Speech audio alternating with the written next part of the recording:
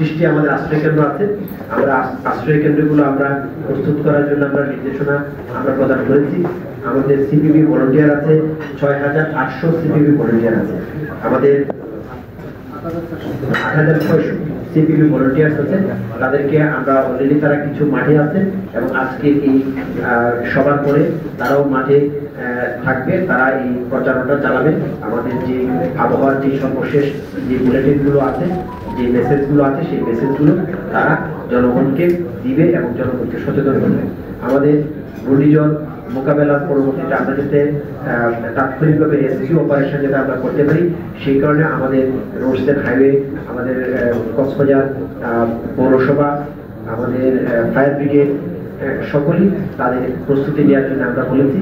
এবং আমাদের বিদ্যুৎ সংযোগ যদি গাছপালা পরে যদি কোনো কারণে যদি বিচ্ছিন্ন হয়ে যায় বিদ্যুৎ সংযোগ, সেগুলো তো যাতে তারা টিম প্রস্তুত রাখে ইমার্জেন্সি এবং সেগুলো যাতে তাৎক্ষণিকভাবে যত তাড়াতাড়ি সম্ভব বিদ্যুৎ যাতে আবার পুনঃস্থাপন করা যায় সেই বিষয়ে তাদের টিম প্রস্তুত রাখার জন্য বলেছি।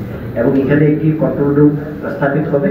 এই কন্ট্রোল রুমের মাধ্যমে আপনারা সাংবাদিক যারা ভাইরা আছেন তারা প্রত্যেকেই আপ টু ডেট সংবাদ এখানে আপনারা পাবেন। আমাদের পর্যাপ্ত শুকনো খাবার আমাদের মজুদ আছে এবং আমাদের অন্যান্য যে জিয়ার চাল এবং নগদ টাকা সেগুলো আমাদের মজুদ আছে।